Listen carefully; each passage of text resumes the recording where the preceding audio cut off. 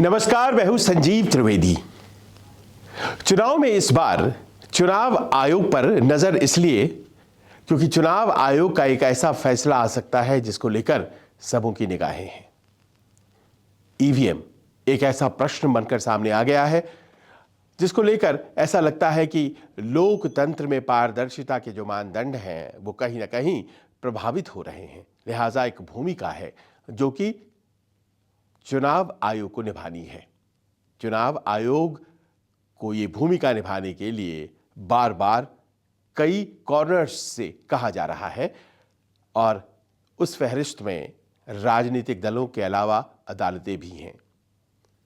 Congress party ने आज अपना चुनावी घोषणा पत्र जारी किया और उसमें यह कहा गया कि ईवीएम मशीनों में लगे वीवीपैट की पर्चियां उसके 100% पर्चियों की गिनती होनी चाहिए, जरूरी है पारदर्शिता के मानदंडों को अपहोल्ड करने के लिए और इसीलिए चुनाव आयोग को इस व्यवस्था को लागू करना चाहिए। इसके पहले यानी कि कल इसी तरह के अपने मैनिफेस्टो को लेकर सामने आया communist party of India Marxist और उसने भी यही बात कही कि जो वीवीपैट यानी कि जो पर्चियां निकलती हैं, voter verifiable paper audit trail VVPAT, उसमें भी ये होना चाहिए कि पर्चियां गिनी जाए, 100% गिनी जाए और कहीं कोई इसमें कोई ऐसा ना हो कि आप कोई बहाना बनाएं और कहें कि जी नहीं हो सकता है ऐसा। अब ये दो दल कह रहे हैं, इसके अलावा और भी दल हैं और तमाम विपक्ष अब इस बात को लेकर के सहमत है। याद कीजिए दिसंबर 2023 की वो बैठक इंडिया गठबंधन की, जिसमें यह तय हुआ था कि बैलेट पर वापसी अगर नहीं हो सकती है तो कम से कम ये करिए कि आप वीवीपैट की पर्चियों को गिनिए। अब इस गिनती को लेकर के कई दफे अदालतों में लोग गए हैं। एक अदालत की तरफ से नोटिस भी चली गई है पिछले सप्ताह और वो नोटिस चली गई है चुनाव आयोग को और ये पूछा गया है कि क्या ये संभव है कि 100% पर्चियां जो है उसको गिना जाए। और इसीलिए ये बात कहनी उचित होगी कि कई तरह से एक ही बात को कहने की कोशिश हो रही है चुनाव आयोग से कि आप जो पारदर्शिता के मानदंड हैं उसे थोड़ा बेहतर करने के लिए पर्चियों को गिन सकते हैं क्या। एक इसी तरह की याचिका पहले भी आई थी। पहली जो याचिका आई थी उस याचिका जिसको कि एसोसिएशन ऑफ डेमोक्रेटिक रिफॉर्म्स यानी कि एडीआर नाम की एक संस्था ने फाइल किया था और सुप्रीम कोर्ट में ये मांग की थी कि अभी जो फिलहाल वीवीपैट की पर्चियां और ईवीएम मशीनों में आए वोट की जो मिलान होते हैं वो मात्र 2% पर्चियों का मिलान होता है।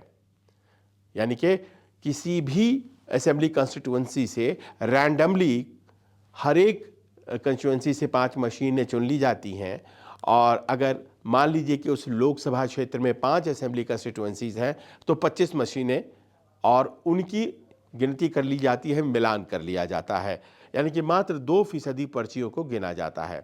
चुनाव आयोग का ये कहना है कि हमने इंडियन स्टैटिस्टिकल इंस्टीट्यूट जो कोलकाता में है और आईआईटी कानपुर के विशेषज्ञों को बुलाकर पूछा कि आखिर ये बताइए कि कितने % वीवीपैट की पर्चियों को गिनने से ये साबित हो जाएगा कि कहीं कोई गड़बड़ी नहीं हुई है। हमारे लिए 100% पर्चियां गिनना बहुत मुश्किल है। तो उन्होंने एक फिगर दिया 2% का और 2% पर्चियां यानी कि 5 मशीनों की पर्चियां जो है प्रति असेंबली कंस्टिट्यूएंसी गिनी जाती हैं। अब इसे 100% करने की मांग हो रही है। चुनाव आयोग का जवाब है कि देखिए पर्चियां गिनना 100% इसलिए संभव नहीं है क्योंकि इसमें बहुत दिन लग जाएंगे, बहुत ज़्यादा स्टाफ उसकी ज़रूरत पड़ेगी और ये बहुत आसान नहीं होगा। अब ऐसे में कहा यही जा रहा है कि आपको जब चुनाव की जो प्रक्रिया है वो इतनी लंबी रखने में कोई दिक्कत नहीं है। आप 19 अप्रैल से चुनाव शुरू कर रहे हैं और 1 जून तक चुनाव जा रहा है, तो फिर उसकी गिनती अगर कुछ दिन लंबी चल जाती है तो क्या दिक्कत है। ये भी अपने आप में बड़ा ही तार्किक लगता है। लेकिन चुनाव आयोग ने ये जो एसोसिएशन ऑफ डेमोक्रेटिक रिफॉर्म्स की याचिका सुप्रीम कोर्ट में आई थी उसके जवाब में 962 पेज का जवाब दाखिल किया था और उस वक्त भी उन्होंने ये तमाम दिक्कतें गिनाई थी कि फिर तो ये ऐसे ही हो गया कि हम बैलेट सिस्टम पर वापस चले गए। हमें तो बैलेट सिस्टम से निकलकर ईवीएम पर आने के लिए एक निर्णायक कदम उठाया था, फिर ऐसा कैसे हो सकता है कि हम फिर से वापस बैलेट सिस्टम पर चले जाएं। देखिए, शुरुआत में जब ये मशीनें आई 2004 में, तो उस वक्त वीवीपैट तो था नहीं, यानी कि पर्चियाँ नहीं निकला करती थी। तो आप बटन दबाएं और वोट उसमें रजिस्टर होता था और फिर गिनती के वक्त एक टोटलाइजर बटन दबा दिया जाता था और फिर सब पता चल जाता था कि अमुक उम्मीदवार को इस मशीन में इतने वोट मिले। धीरे धीरे लोगों को लगा कि ये तो गड़बड़ हो रहा है। और आपको याद होगा साल 2009 जब भारतीय जनता पार्टी ने चुनावी हार के बाद कितना ज़बरदस्त अभियान चलाया था और कहा था कि ये जो ईवीएम मशीनें हैं ये हैक हो सकती हैं, गड़बड़ियाँ हो सकती हैं। जीवीएल नरसिम्हा जो भारतीय जनता पार्टी के राज्यसभा सांसद रहे हैं अभी हाल तक, उन्होंने तो एक किताब भी लिखा था और कहा था कि कैसे ये ईवीएम गड़बड़ है, मशीनें गड़बड़ हैं। और इस तरह की बहस के बीच साल 2013 में वीवीपैट पर्चियों की शुरुआत हुई, यानी कि जो ईवीएम मशीन है उसके बगल में एक वीवीपैट मशीन और कुछ इस तरह से जोड़ा हुआ कि हर बार जब वोट डाला जाए तो फिर पर्ची निकले और वो जो पर्ची निकले उसको आप देख सकें 7 सेकंड के लिए वोटर के तौर पर और असर्टन कर सकें, आश्वस्त हो सकें कि आपका वोट उसी व्यक्ति को गया है जिसको कि आपने वोट किया है। फिर वो अपने आप पर्ची कटकर नीचे एक बक्से में गिर जाती है और फिर वो वहाँ पड़ी रहती है। एक्सेस केवल चुनाव आयोग के पास होता है उसका।